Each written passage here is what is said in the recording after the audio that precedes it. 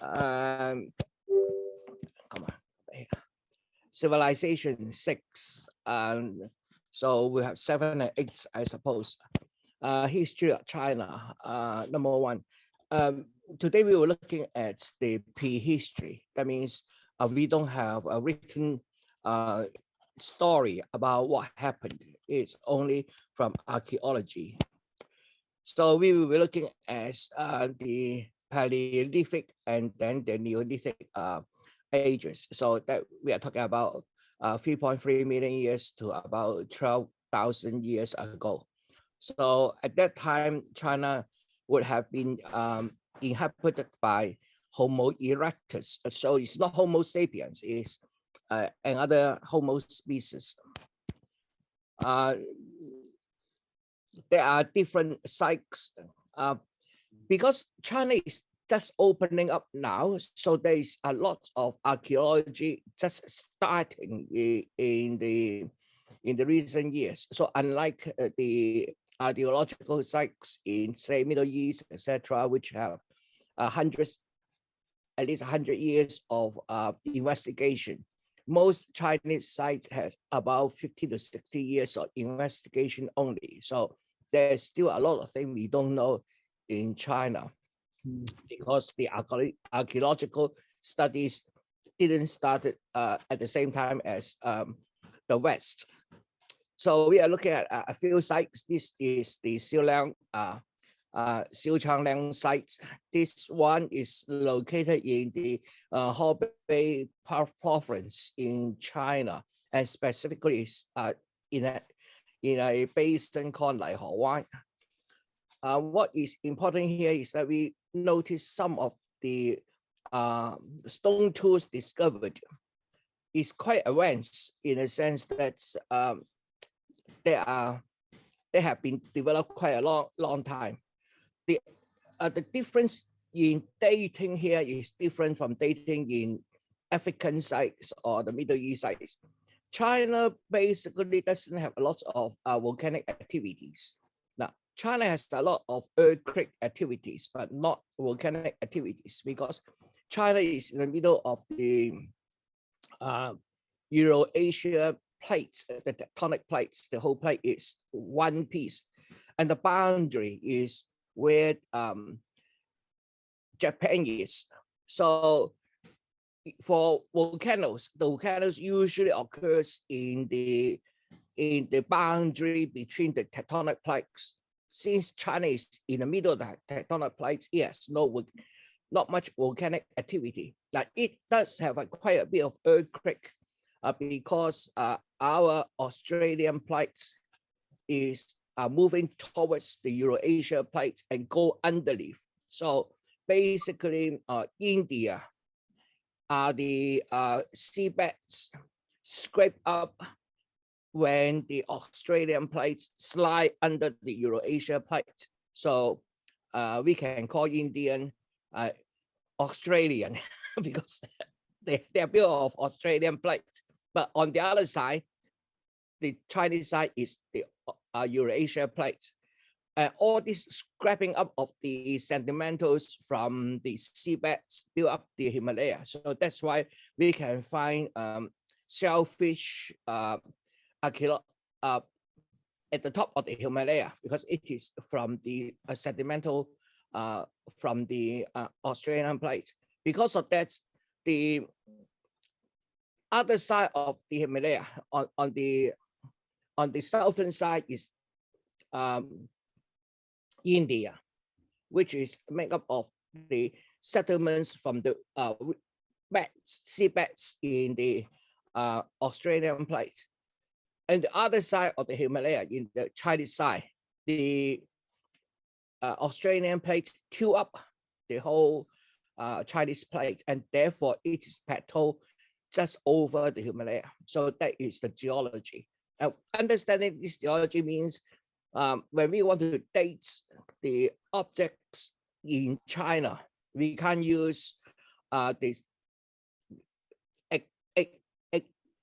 the rocks from volcanoes to date because there's no volcano, so there is not much volcanic rocks. So therefore, they have to use other techniques to stay and to date the archaeology, the archaeological finds. So this one is using Earth's magnetic field. Because of that, there's a bit of inaccuracy here. It's not as accurate as dating by the volcanic rocks. In another area, which is in the Shanxi province of China, and other area in the Xiaochangliang, we notice that there's a lot of, again, rocks. So that means Homo erectus is still there, is there. So Homo has been in China at least 1.27 million years ago. So there are a lot of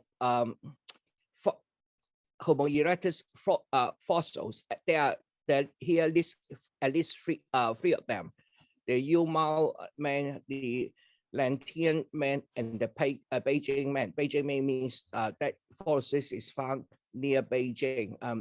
All this name is location. So depending on where they find the fossils, they name it by the location.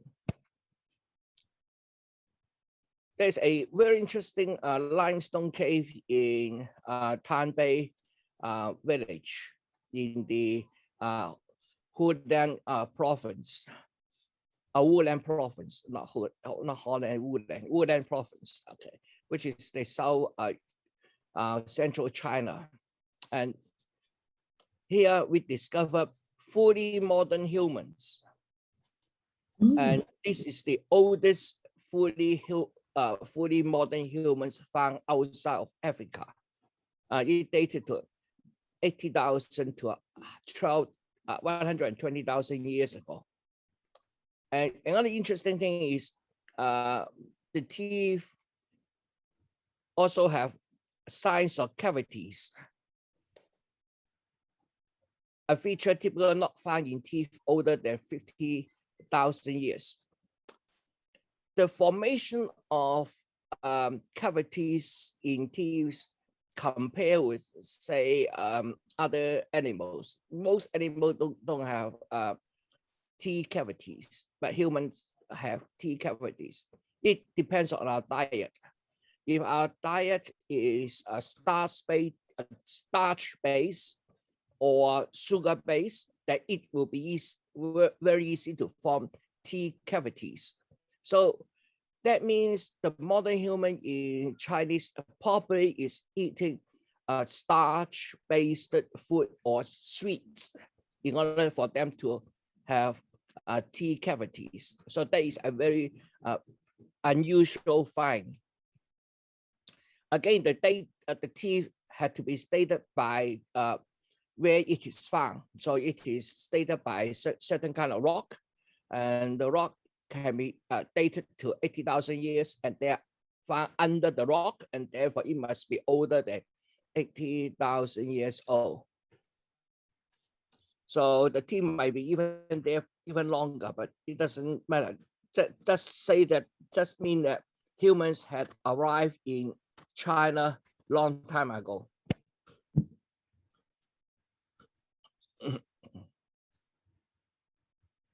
Previous earliest human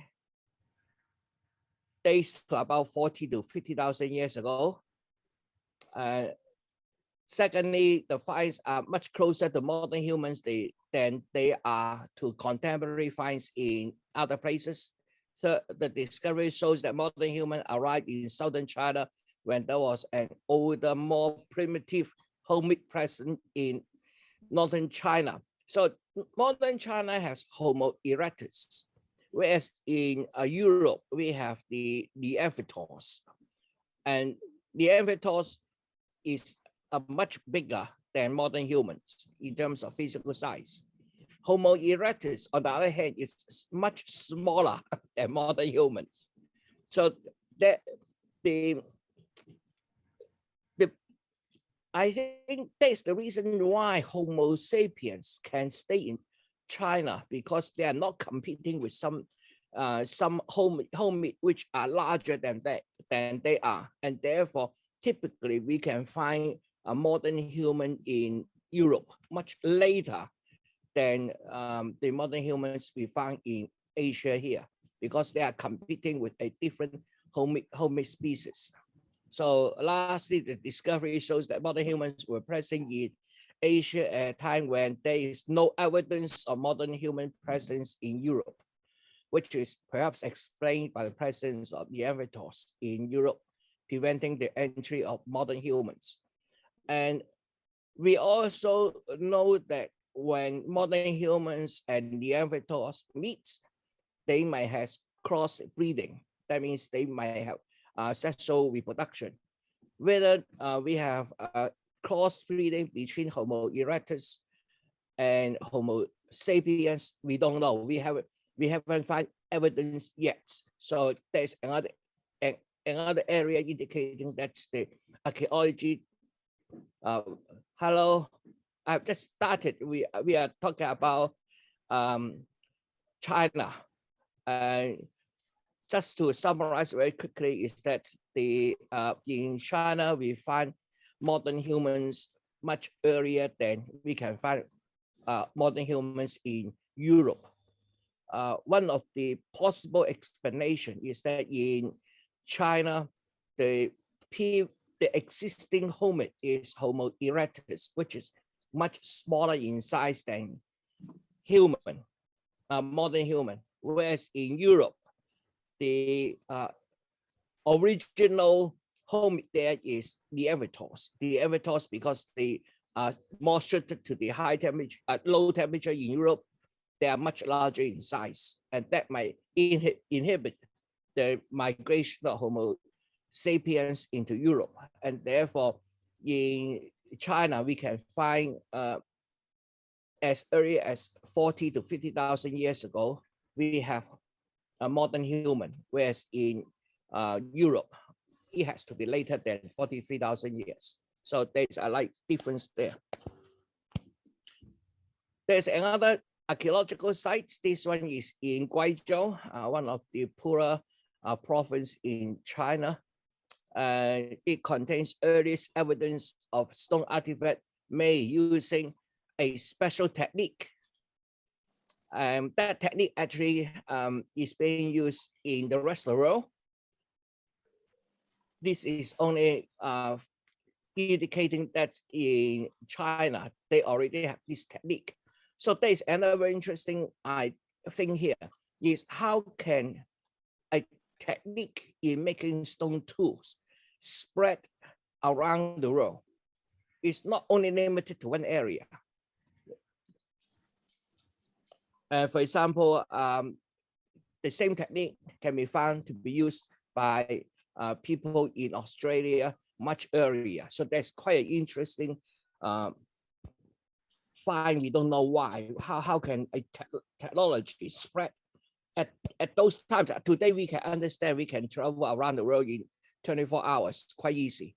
But in that times, spreading technology throughout the world do require quite an elaborate knowledge transmission, especially without written words. So this technique is developed by around 250,000 years to 300,000 years ago. So let's look at how it's done.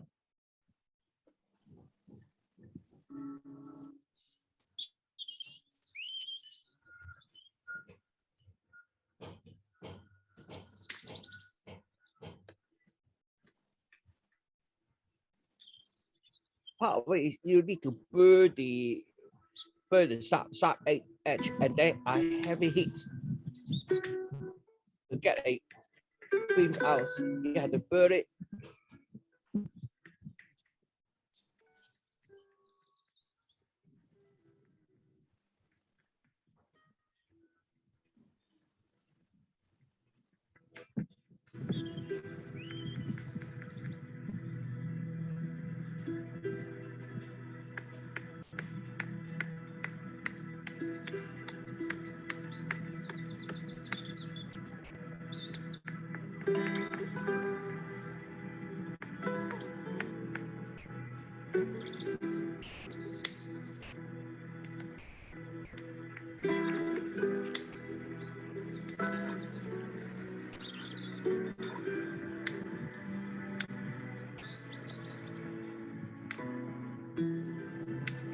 Okay,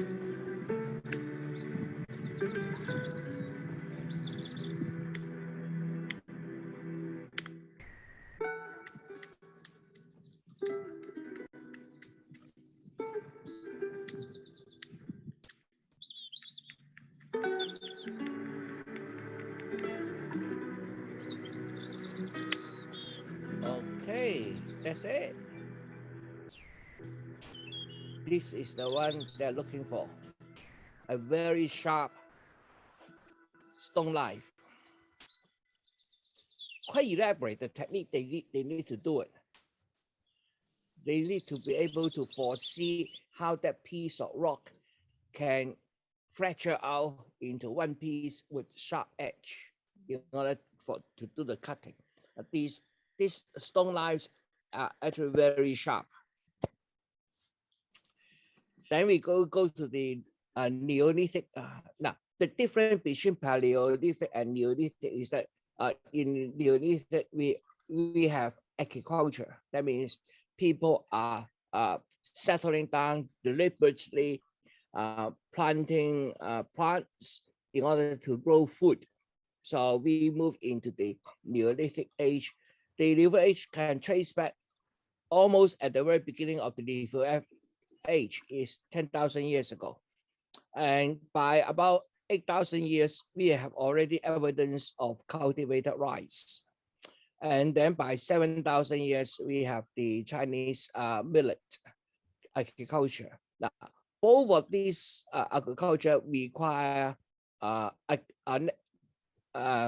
the management of water in order to rice is grown in a shallow water, and therefore they will need to be able to manage the water flow in order to grow rice. That means it has quite a sophisticated planting agriculture already. And the farming give rise to a special culture there. This culture is called Jiahu culture. Jiahu culture. It is near the Yellow River, so that's why Chinese claim we are originated around the Yellow River. It is located in the one of the river leading to the Yellow River in the floodplains, and in the modern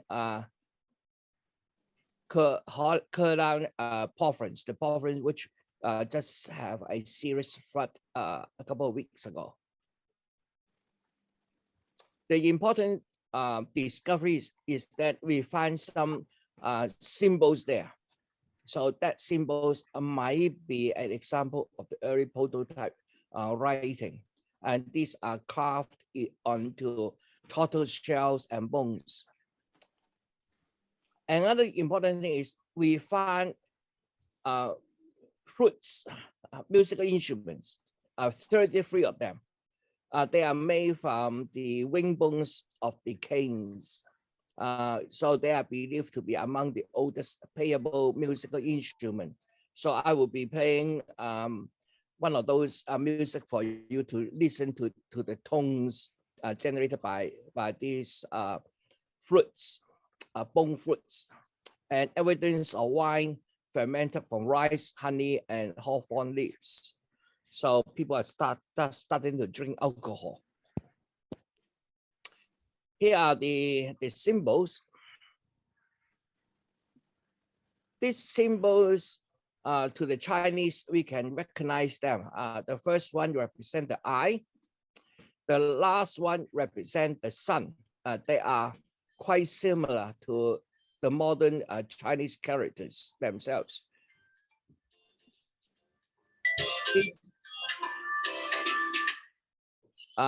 These symbols is discovered in a region called Peiligang culture site, again in the Kelang province. And notice it is only excavated in 1989, so it's very late finds. And these symbols date to about 6,000 BC, so it's about 80,000 years ago. And because the similarity with the current Chinese characters, we say this is the beginning of the Chinese culture. Okay, this is one of the fruits that is discovered. Now, in China, there are two musical instruments using a hollow pipe. One is you blow it, holding the instrument vertically and blow it, and then the other one is holding it horizontally, and so they have different names for this, the Chinese. So this is called the gůdí. Nearly 30 of them found, approximately 20 cm long and about 1.1 cm in diameter. They are made from the leg bones or the wing bones, either one, from the red clone cane. They are open-ended, vary in number of their finger holes from 1 to 8. There is one 24-hole version with 23 holes in front and one thumb hole on the back. And this whistles shorter than the fruits, and then with this kind of length and so forth and so forth. So let's listen to the sound. Now this is a session of a Chinese show, CCTV3. Okay, and then in this particular show, they're talking about the agricultural finds in China, and in this particular one, they use one of the not the real one, a replica.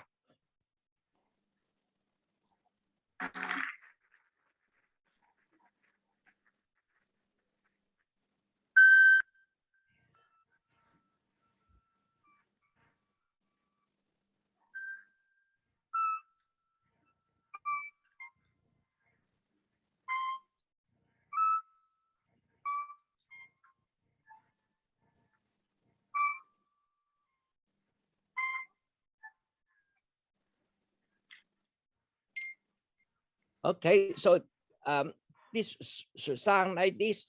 So the similar instruments has been found in other parts of the world as well. And here's another one which is found in Germany. And again, it is playing a replica. It's not the real thing, but similar.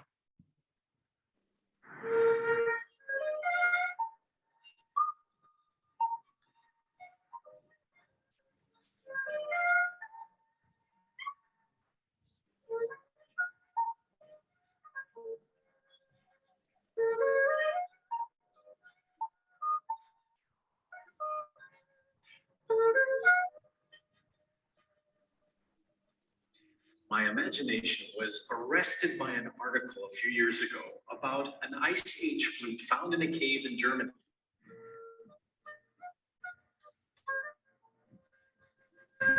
It was apparently the first humans that had arrived in that area, and they found it in layers of mammoth relics.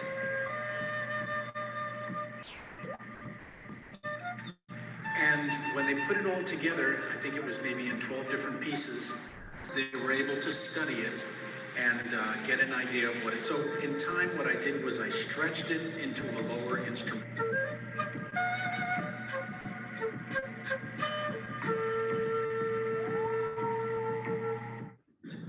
And this is what I call my Ice Age flute.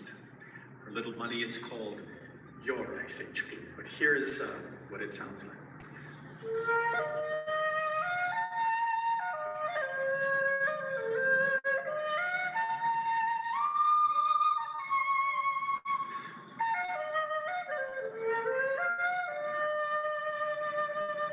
So it had a hole up here, which we put in the back because it's a lot easier to play.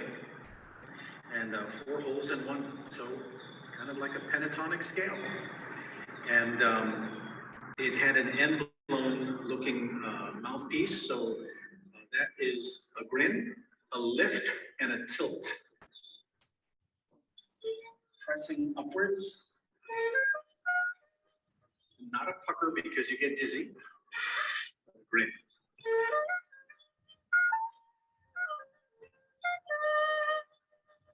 The Ice Age Foods.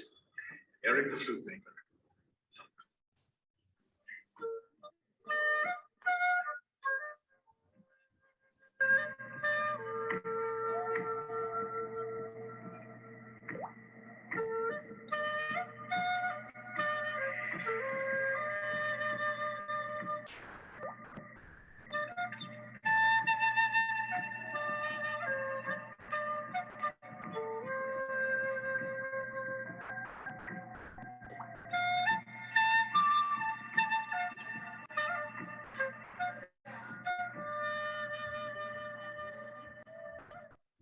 There's a black or white.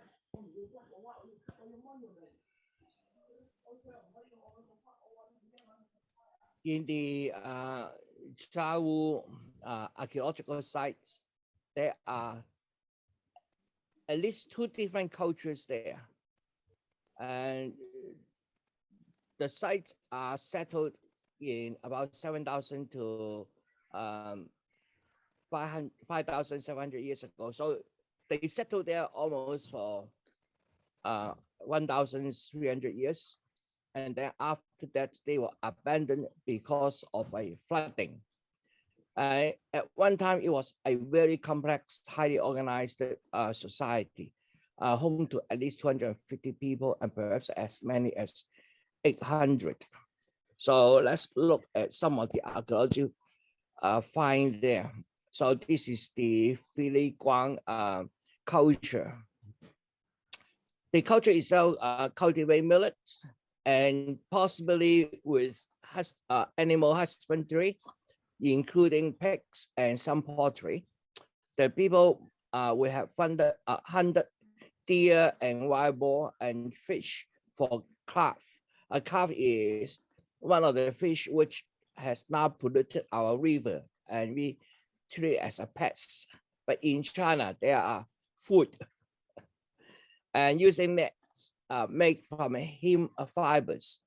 The culture is one of the oldest in ancient China to make pottery.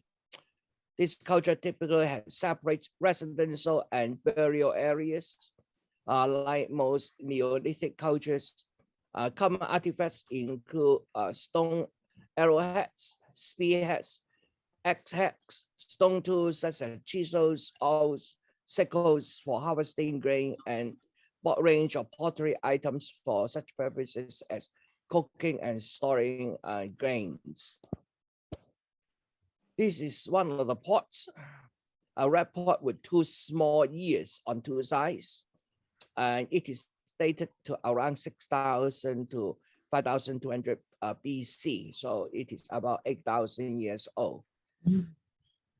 So this one has a bit of crack at the moment, and possibly it's caused by the age and the discovery. But you'll notice that it is a highly skilled artifact. This is the stone roller, and they're made of stone. And then you notice that they have been highly polished.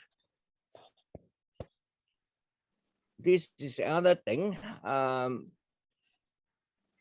Looks like they are started to decorate the things. So all the things which is be quitting out. I don't see any physical meaning for that except for decoration. So whether it's true or not, we don't know. And it also have 3 necks. So people have started to understand how to make some pottery which can stand alone. Remember the last one there is a round, so it is very difficult to place it on ground without the liquid coming out. But obviously, sometime later on, they found that they can put some legs there in order to stabilize the pottery. So there's an advancement in thinking. And some of the ideas still the same. The 2 years probably is for carrying. They probably will use hemp fiber to make some ropes and in order to pass through it, and then for carrying it. So I don't know why this one like that. Maybe this is not for carrying, and then the putting stuck there probably is tell people that it's not for you to carry, it's put there. Whereas these are for carrying. Unfortunately, I don't have the size reference here, so I don't know how large they are. Later on, if I have the opportunity to go to there, I probably will go to the museum, have a look, and try to figure out the actual size in order to understand it a little bit better. So we have two cultures here, the Jiahu and the Peiligang culture, two cultures here. They are quite close to each other. Okay, there are differences. So some archaeologists point to the cultural distinctions between them, as well as distance. Jiahu is located many kilometers south of the larger Peiligang group of over 100 archaeological sites in very compact area. The distance would have represented a journey on foot several days in the Neolithic era. The school of thought suggests that these two cultures represent separate, neighboring cultures that interacted and shared many characteristics. Other early Neolithic settlements in this part of the world were much further south and east. So there are pockets of these cultures quite distant apart. But if they are separated by several days on foot, I suppose they will have quite frequent interactions for trading and so forth, because several days on foot for the Neolithic people shouldn't be considered a very long distance. Archaeologists have divided the Jiahu into three distinct phases. The oldest phase is 7,000 to 6,660, 100 BC. The middle phase is immediate after that for another 400 years, and then another 500 years, the last phase. The last two phases correspond to the Peiligang culture, where the earliest phase is unique. So we don't know which one start first. Probably is in the Jiahu, or keep pronouncing it incorrectly. The inhabitants in the Jiahu cultivated millet and rice, while millet cultivation is common also to the Peiligang culture. Rice cultivation at the Jiahu is unique, tend to support theory that Jiahu is a separate culture from the Peiligang grouping. On the other hand, difference in local climate, moisture, soil conditions may have made cultivated rice in the Peiligang area more difficult, and so they don't do that. The rice culture is one of the earliest found and the most lowly found in such an early stage of history. The rice was a kind of short-grained Japanese rice. Scholars previously thought the earliest domesticated rice belonged to the long-grain indica subspecies. So these are some minor archaeological arguments, which to me is not important. The important thing is they already found out rice about 8,000 years ago. In other sign of achievement, the Jiahu farmers have moved on from the usual slash and burn technique and using intensive culture. So they no longer move their fields by burning new fields, using the ash as fertilizer, and then keep the crops. And then once the fertilizing ability of the field is exhausted, they move on to our next field by burning and slashing. But it seems that now they stay on the same area. So the next question is, how do they fertilize the land if they keep on using the same field over and over the years? And soybeans is also founded in China, and it is also the earliest found of wild soybean in China. And a lot of soybean remains are discovered in the Xiaochangliang region. At that time, food should be plentiful from farming as well as hunting and foraging, and contributed to considerable population growth for such an early settlement. Women of the culture gathered wild pears, apricots, and foraged for acorns, chestnuts, pot beans, edible roots, tubers in the surrounding countryside. There is evidence of domesticated pigs, dogs, poultry, and small number of cattle. The people there use manure from their pigs and cattle as fertilizer.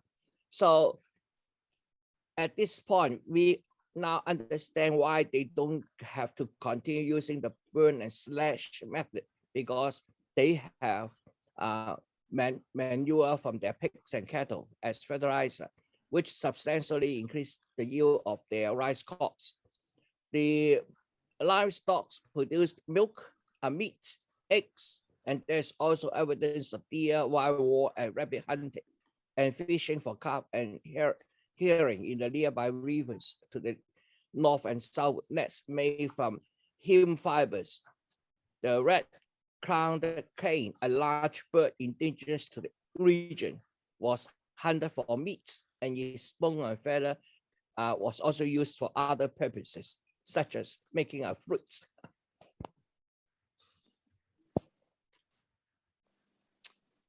Due to this steadily improving and varied diet, the health and longevity of the people gradually improved.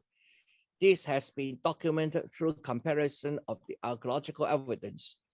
Over 400 burials has been unearthed, and many hundreds more are believed to await excavation. Skeletons have been measured and carefully examined, revealing the height, weight, and gender and approximate age of each of the deceased at the time of death, as well as the general health.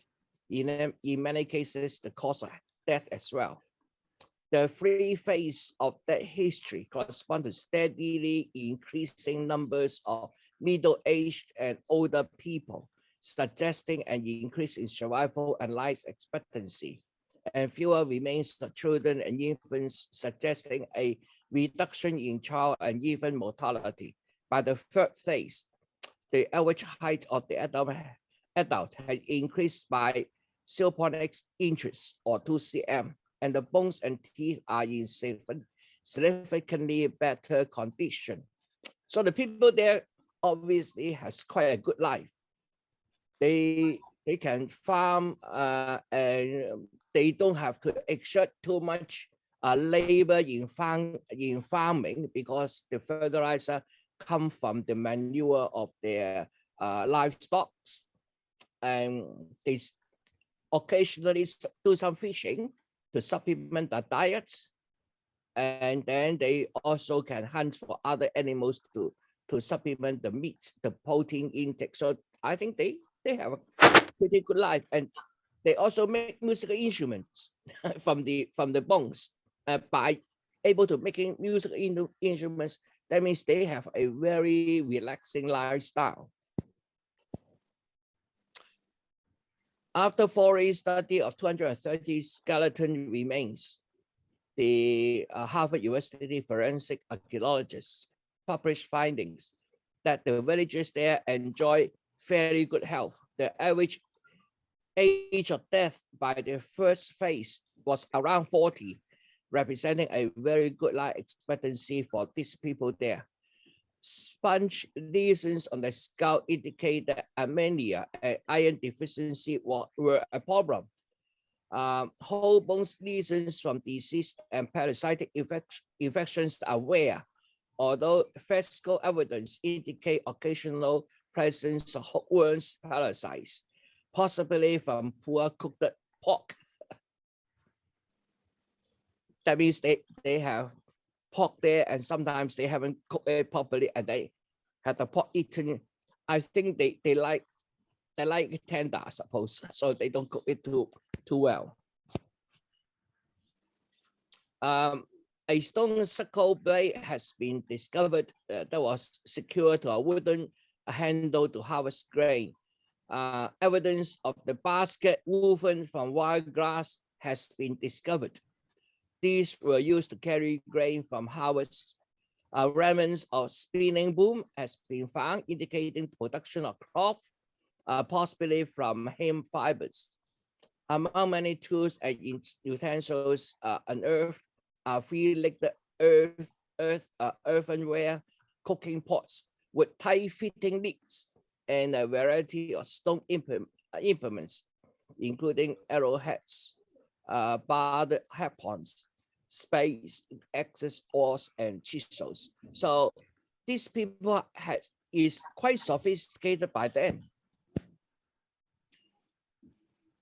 Stonehenge has also been found evidence of what might have been a wooden stockade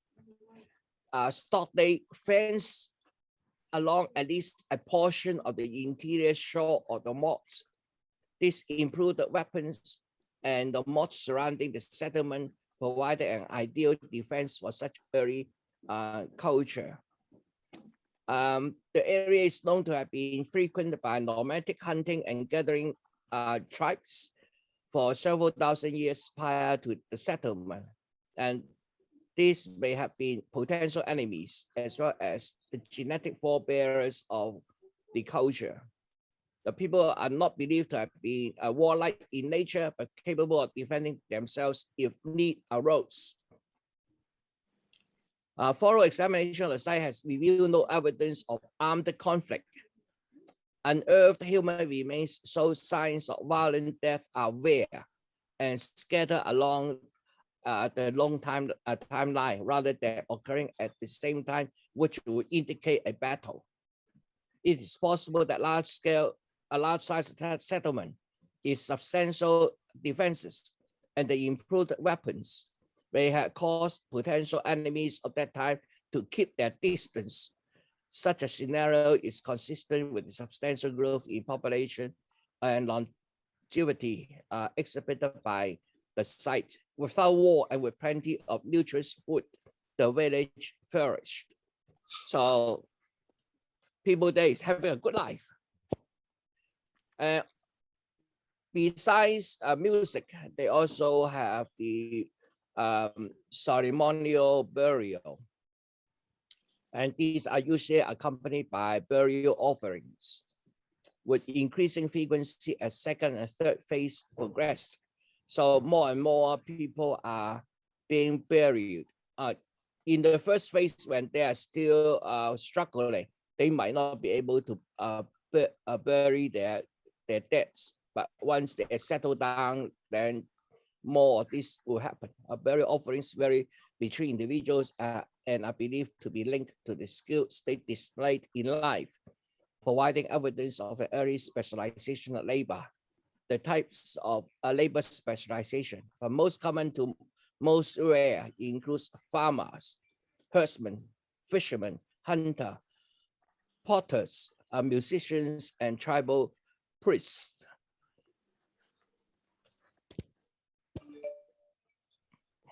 And also, they have fermented beverages.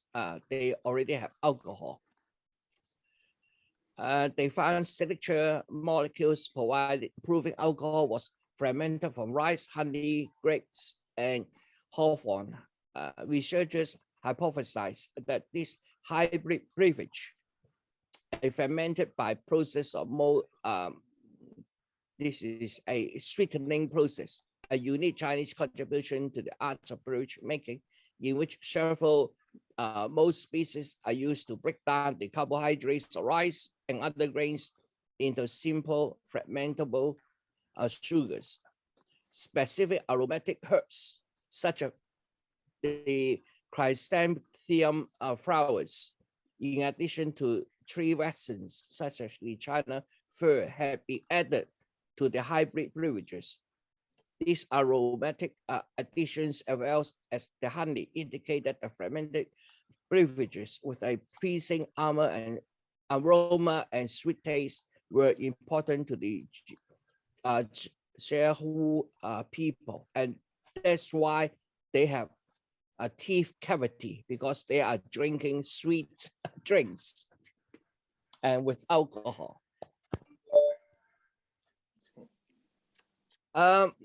The civilization ended because of a flood. Based on the archaeological evidence, a severe flood from nearby rivers submerged most of the settlement under a few feet of water, sometime about 5,700 BC. The inhabitants evacuated. It is not known where they went. The absence of tools and weapons in most of the residences indicates that they were able to salvage most of their belongings. They might have built a new village that has not been discovered, immigrated to another village, or scattered around. Shang Song is a researcher, I suppose. Imagine that they were led by the tribal priest to build a new village nearby on higher ground, so that they could send salvage parties to the old village site. The new village site has never been found. The demolishing of the older structures to salvage materials for the construction of new ones may have eradicated the site of the new village if it existed. So they might have moved along to a new site, and then they move along. When they move along, they take all the belongings they can take, and then go back and take more. And because of that, so even we can find a new site, we don't know that it was a new site. Okay, so we talk about the early Chinese civilization. Any question? No? No, I don't think so. Yeah. A lot of other civilization is dominated by wars, fighting between different tribes and empire building. But here it looks like they were able to defend themselves, and therefore there is not a lot of fighting between them. The destruction of the culture is by a natural disaster, the flooding. So they probably has some of those 1 in 1,000 years of flood, which caused them to move along or have a significant mortality, and therefore the culture disappear. There's a lot of things we don't know at the moment. As I said, the archaeological activities in China only started in the last century, not too long ago. So there is still a lot of things to be found. But certainly the archaeology in China will be very interesting by itself. There's a lot of things underneath China. And because also the China doesn't have volcanoes. So I think some of the archaeological sites might be preserved a little bit better than the other areas or volcanic activities. We don't know about that at the moment. So look, I hope if we can live long enough, another 100 years later, we know a little bit more.